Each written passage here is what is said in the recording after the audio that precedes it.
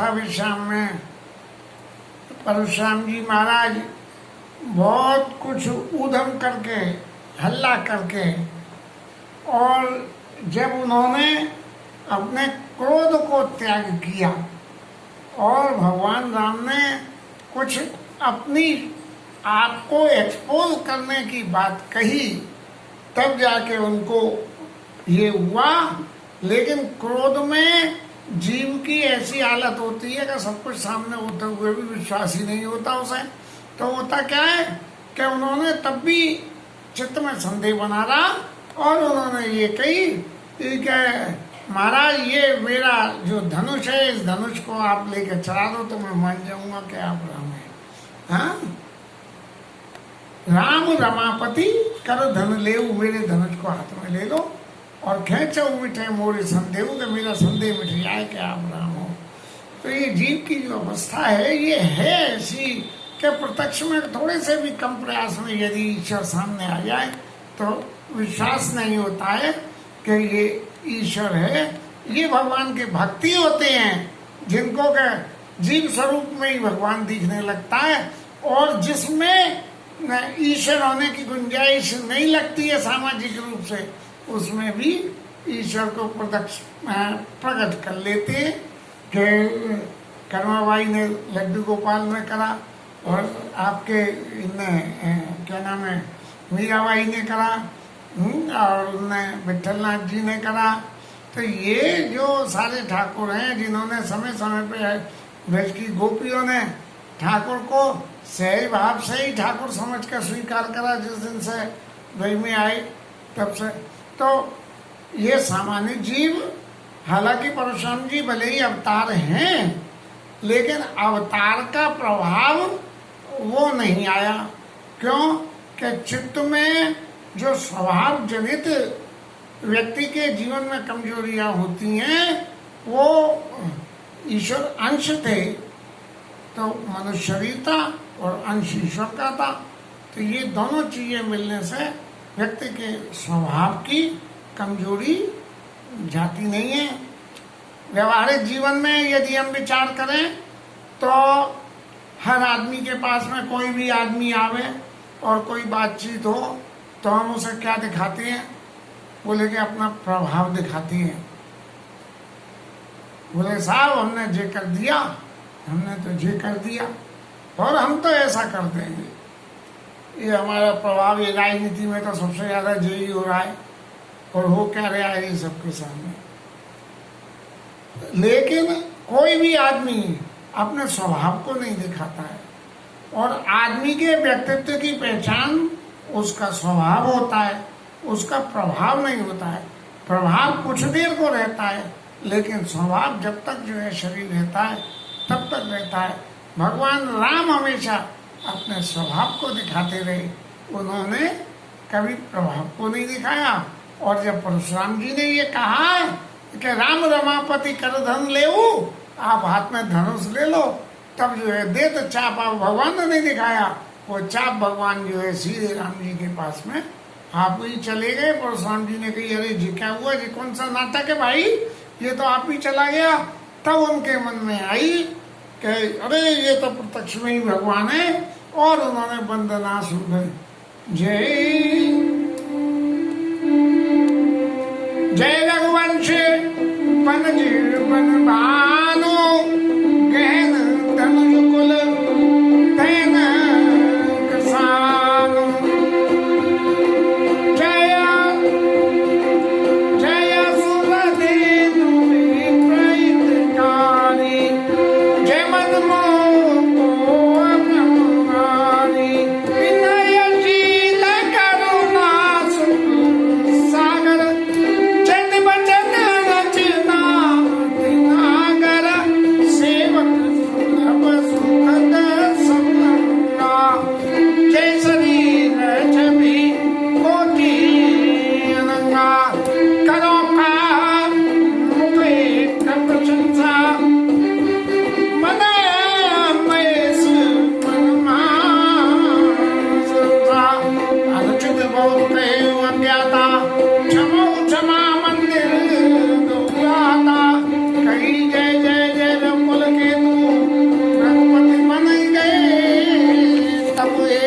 उपय कुटिलमयी पुरखनाने जन कायन जवई बनाने।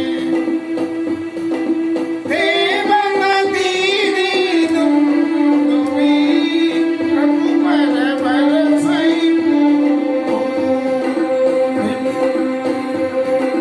हरची पूर्णनादि सभा मिट्टी मोई।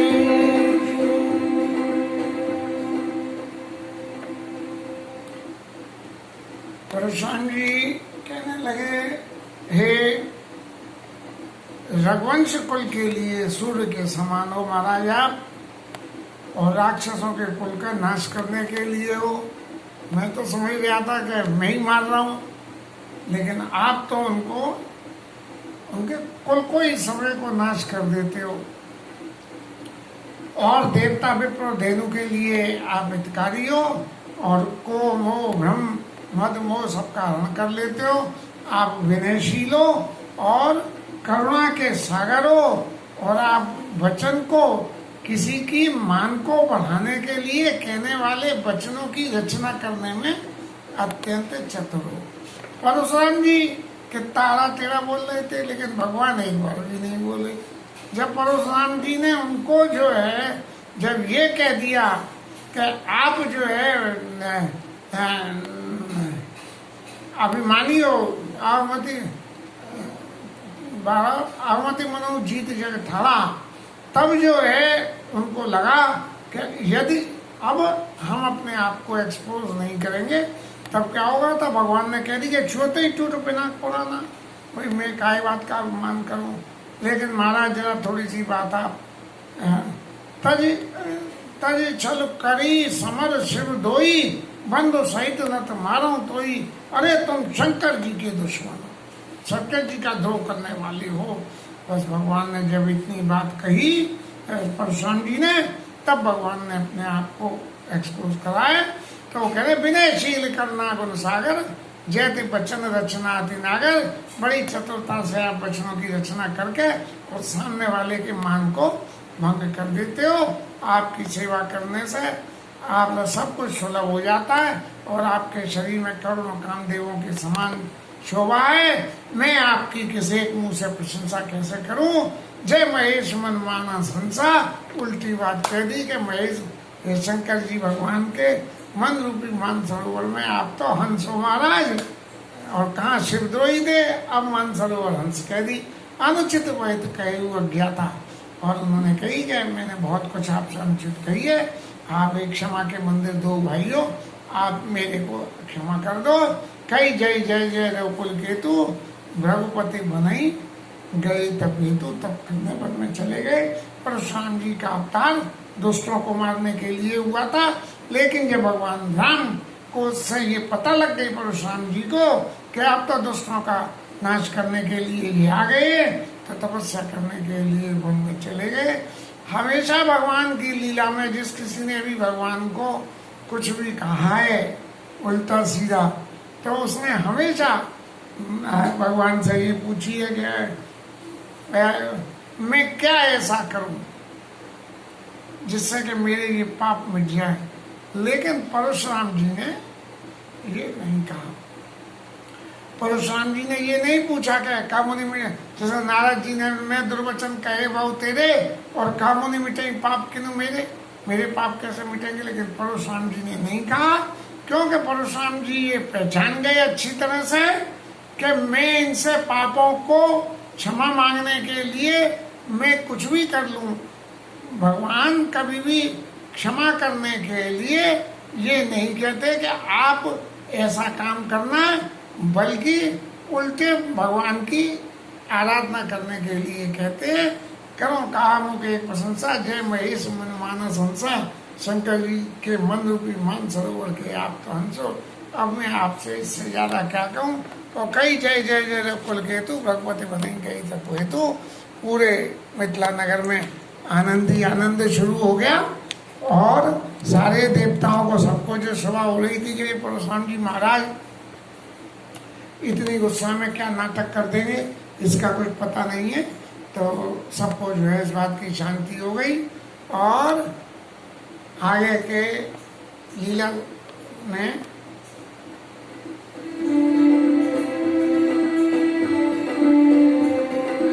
अति गा गए बाजने बाजे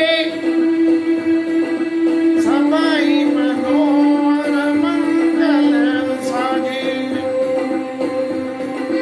जोत जोत मिली सुख सुनैनी कराई गान कल कोकिला सुख विदे कर बल दिन जाई जन्म दरिद मनोनिधि पाई विगत त्रास बैसी सुखारी जन्म उदय चकोर कुमारी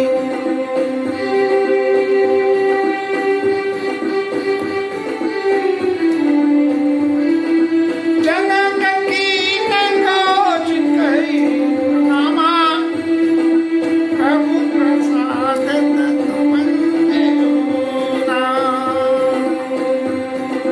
कोई कत कृत्य कीन भाई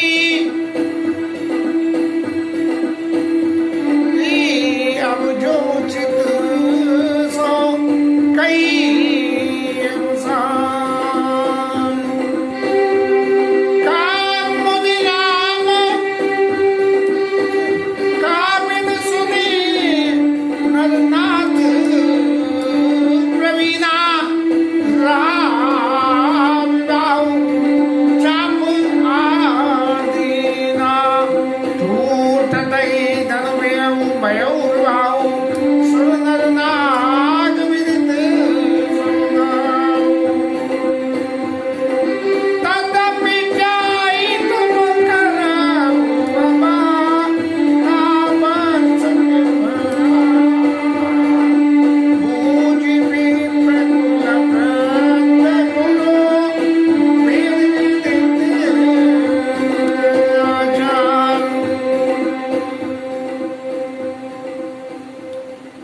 परशुराम जी महाराज की विदा होने के बाद सब लोगों को बड़ी खुशी हो गई कि एक बला तो टली और सब लोगों ने मंगल साज सजाने शुरू कर दिए। अपने अपने घरों को सजा रहे, कोई कपड़े बना रहा है, कोई कुछ कर रहा है।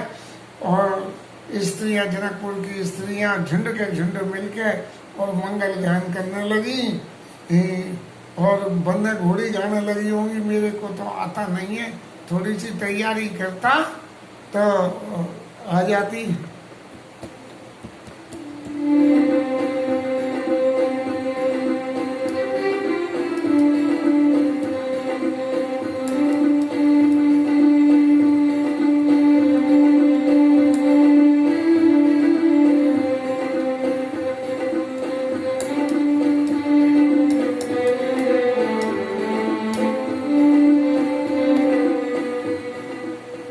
बंदे घोड़ी गाने लगे होंगे।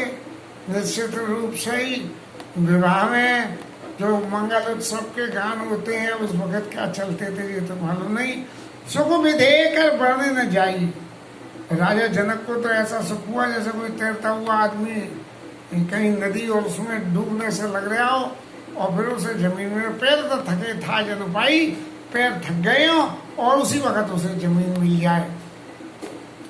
विगत त्रास में सी सुखारी, सीता जी ऐसी सुख हो गई। जन विदुत चकोर कुमारी, जैसे चकोर जो है चंद्रमा के उदय होने से सुखी हो जाती है, ऐसे सीता जी सुख। और जनक कीन कौशिक प्रणामा, कौशिक ऋषि को जो प्रणाम किया और प्रभु प्रसाद धनु भंजे रामा। राम ने आपकी प्रसाद से, आपकी कृपा से धनुष को तोड़ा है। अब जनक जी महाराज भी ये नहीं समझ पाए कि धनुष तोड़ा किसने है। मोई कत कृत्य की न दो भाई, अब जो उचित सो कही है गोसाई। इन दोनों भाइयों ने मुझे तो कृत्य कर दिया कुंवरे कुंवारे रही का करूं, सुखत जाई जो पद पड़े रहूं। मैं तो ऐसी सोच कर रहा था, लेकिन इन दोनों ने तो धनुष तोड़ के मेरे सारे संशय का भंजन कर दिया। इससे ज्यादा और मेरे लिए क्या खुशी होती है। अब महाराज आप बताओ कि अब क्या करना चाहिए। ये जो है धनुष राम तो टूट गए, और टूटने के बाद में विवाह की रस्म के लिए क्या क्या करना चाहिए। तो कौशिक ऋषि बोले क्या टूटा थी दोनों भय हुआ, धनुष तो टूटते ही ब्याह हो गया। अब सुर नाग विदित सब लोगों को मालूम थी कि धनुष टूटेगा, तो ब्याह तो कन्फर्म हो गया। जैसे लगन चढ़ के होता है ऐसे धनुष टूटने से हो गया। लेकिन फिर भी अब आप अपने यहाँ घर में सब लोगों से, और एक बड़ी अटपटी सी बात हुई, बूझ विप्र ब्राह्मणों से भी पूछो, तो घर के बड़े बूढ़ों से भी पूछो, और गुरु जी से भी पूछो, और वेद विदित आचार्य वेदों में क्या कहिए। अब भैया इतनी सारी सलाहों को लोगे तो सलाह मिलते मिलते ऐसी स्थिति हो जाएगी कि भाई क्या करना क्या नहीं करना। लेकिन गुरु जी ने विश्वामित्र जी ने एक ऐसी बात कह के और अपने आप को भगवान राम के विवाह के लिए समर्पित कर दिया कि विवाह तो चाहे जैसे भी कर लो, किसी से भी पूछ के कर लेना, विवाह तो हो चुका है। अब आप अपने संतोष के लिए जो करना चाहो सो कर लो। लेकिन एक काम आपको और करना पड़ेगा कि ब्याह तो हो गया, हालांकि बेटे के ब्याह में बेटे के पिता की कोई जरूरत नहीं रहती है, लेकिन फिर भी आप अवधपुर में दूत भेजिए और राजा दशरथ को बुला लीजिए। और जब जनक जी ने ये कहा तो मुदित राव कई भले ही कृपाला, जनक जी बोले कि महाराज आपने कही है ये बहुत अच्छी बात है। और पटे बोले दूत ते ही काला, तभी अपने दूतों को बुलाया और कई भाई महाजन सकल बुलाए, आई सबने सादर से नाए।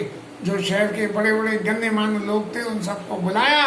उन लोगों ने जनक जी के चरणों में प्रणाम किया और उनसे कहा कि हमारी पुत्री का विवाह होने वाला है और उसके लिए पूरे नगर की सजावट आप लोग करिए, जैसी आजकल होती है। 20 साल की तो रामलीला करुणा महाराज की भेंट चढ़ गई। नई जो है राम बारात का उत्सव जो आगरा की रामलीला में होता है वो एशिया का सबसे बड़ा उत्सव है। हर से चले निज निज गृह, हाट बाट मंदिर सुरभाषा, नगर समारे उचारी हूँ पासा। चारों दिशाओं से नगर को समारो, बाजार गली मंडियां हाट बाट मंदिरों को सबकी सजावट होनी चाहिए, कोई भी चीज बिना सजी बाकी नहीं होनी चाहिए। हर चले निज निज गए आए।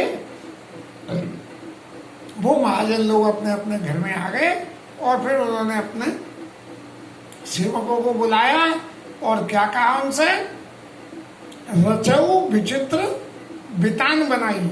बितान माने चंदोबा जो ऊपर लगाते हैं, वो ऐसा विचित्र होना चाहिए कि आज तक बना ही नहीं हो। और सिर धरे वचन चले सचुपाई, उनके वचनों को सुन के और जो सजावटिया मूर्ति थे वो ऐसा चल दिए कि महाराज आपका कहा हुआ सभी होगा। पटे बोले पुनीत नाना, वो ठेकेदार थे और आए तो उन्होंने सजावट करने वाले गुड़ियों कारीगरों को बुलाया और जे बितान विधि कुशल सुजाना, जो इस तरह से चंदोबे बनाने के लिए कुशल थे। विधि बंदे तिन कीन आरंभा और बिरछे कनक कदली के खंबा। उन्होंने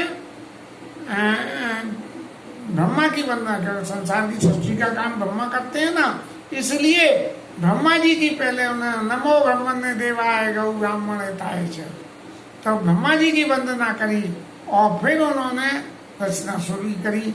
और रचना में क्या क्या करा उन्होंने, बिरछे कनक कदिल के खंबा, सोने से ऐसे खंबे बनाए जो केले के खंभे थे। असली केले नहीं लगाए हैं, ये नहीं कि पेड़ काट के ले आए, केले के खड़े कर दिए, सोने से केले के पेड़ जैसे बना दिए।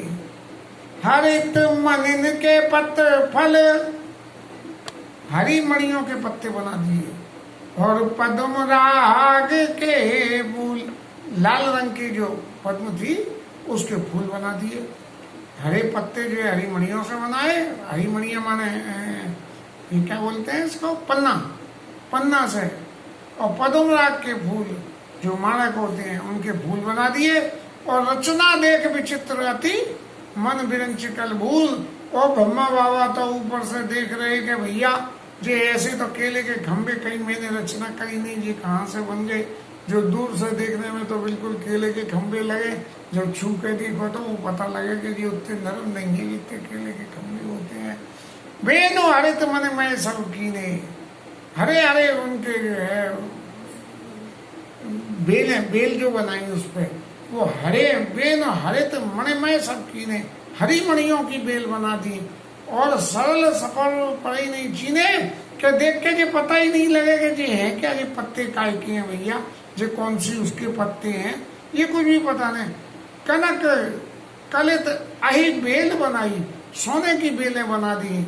और लखे नहीं परई सफरन सुहाई, उसे देख के ये पता ही नहीं लगती है कि ये सोने की है कि असली है। कई के रच बच पंत बनाए, बिच बिच मुक्ता दाम सुहाए। सब जगह मणिया मूल मानिक मुक्ता मणि ये सब लगा लगा के सारे वितानों को तान के, मानिक मरकत पुलिस प्रयोजा चिर कीर पचि रचे सरोजा। कमल के फूल बना दिए और उन्होंने तालाब बना दिए। अब ये सारी रचनाएं ऐसी हैं कि आज के समाज में ये लौकिक विवाह में इस तरह की रचनाओं का करना सहज हो गया, क्योंकि सिंथेटिक चीजों की वजह से, वो तो असली मणियों से थे क्योंकि भंडार थे, अब तो सिंथेटिक चीजें ऐसी हैं कि आज लगाओ और शोभा ही शोभा ले लो, वे कीमत उनकी कुछ भी नहीं है। माने के मरकत पुलिस बेरोजा चीर कीर पची रचे सरोजा, किए भ्रंग बहुरंग अनूपा, तरह तरह के भौरे बना दिए। और कैसे बना दिए, तरह रंगीन भौरे, काला होता है भौरा लेकिन रंगीन भौरे बना दिए। और गूंजे पवन प्रसंगा, जब वहाँ हवा चले तो हवा से भौरे घूं करें, ऐसे वो घूं की आवाज करें। और सुर प्रतिमा खंबन गड़े कहाड़ी, खंभों में जो है देवताओं की प्रतिमाएं ऐसे खड़ी कर दी जैसे प्रत्यक्ष में देवता ही खड़े हो। मंगल द्रव्य लिए सब थाड़ी, सब जो है मंगल द्रव्य, कलश लिए हुए, नारियल लिए हुए, सुपारी, फूल, पत्र, ये सब लिए खड़े। और चौके भांति अनेक पुराई, तरह तरह के चौक पुराए गए। आजकल जैसे रंगोली बना लेते हैं, उस टाइम में चौक पुराए जाते थे। सिंदूर मन में सहज स्वाई, सहज ही सुंदर थी आर्टें सभी ऐसी। सौरभ पल्लव सुबह सटा, ये नीलमण को हेम बोल मरकत दबर लसत पाट में लो। आम के पत्ते बना दिए और नीलमणि के उसमें और फल लगा दिए गए, उनमें बोर बना के लगाई, बिल्कुल ऐसी सोने की छोटी छोटी बोरें जैसे लगती हैं। और लसत पाट में डोर, बिल्कुल ऐसे लगे कपड़े से बनाई हुई बेलें कि पता ही नहीं लगे कि क्या है। इस सुंदरता का वर्णन करने के साथ आज की कथा को विश्राम देंगे। कल फिर आगे की सुंदरता का वर्णन होगा और हरि नाम कीर्तन।